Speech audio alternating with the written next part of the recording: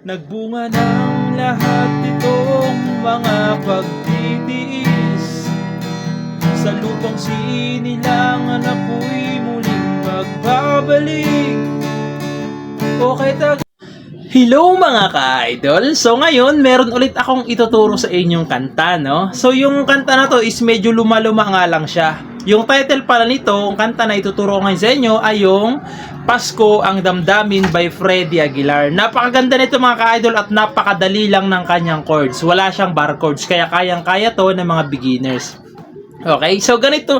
Yung uunahin ko munang ituro, yung strumming pattern. So ganito lang siya.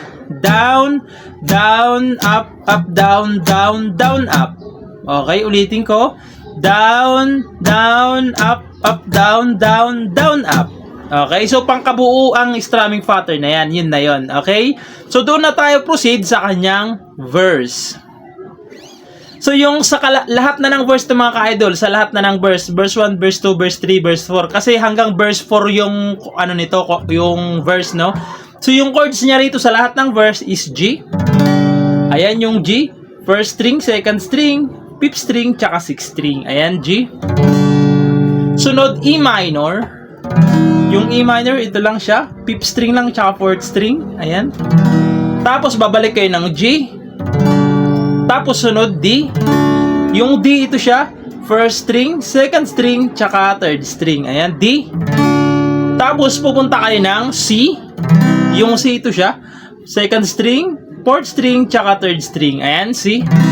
Tapos, babalik kayo ng G. Tapos, pupunta naman kayo ng A minor. Yung A minor, ito siya. Second string, fourth string, tsaka third string. Ayan, A minor, tapos D. Okay? Lahat na ng verse 1, verse 2, verse 3, hanggang verse 4, yan na yung lahat ng chords niya. Kasi hanggang verse 4 to, no? So, ayun lang, yung mga chords niya sa lahat ng verse. So, kakantahan ko hanggang verse 3 lang para mas maintindihan nyo. So, ganito siya pag kinantahan. Nagbunga ng lahat itong mga pagtitiis. Sa lupang sinilangan ako'y muling nagbabalik. O kay tagal din naman ng aking pagkalayo sa kagustuhan ko sa hirap buhay humango. Tapos verse 2, marami araw at gabi ang aking pinuno. Mga mahal ko ang nagpatatag ng aking loob. Hindi ko napansin ang takbo ng mga oras.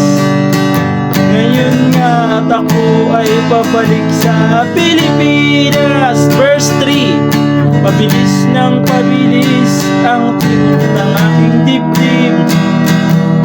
Habang ang eroplano'y palapit ng palapit. Sabayan kung kay tagal ding hindi ko nasilip.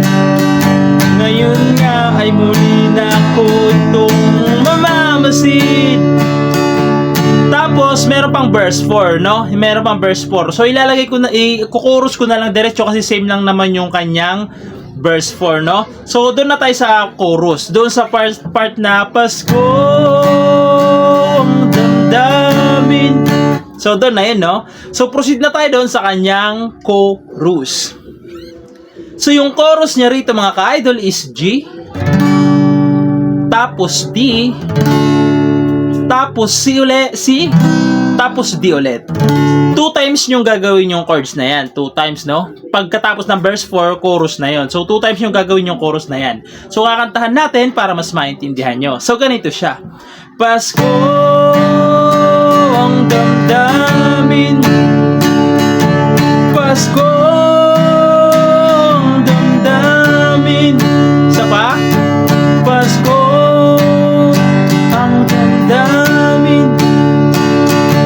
Pasko ang damdamin.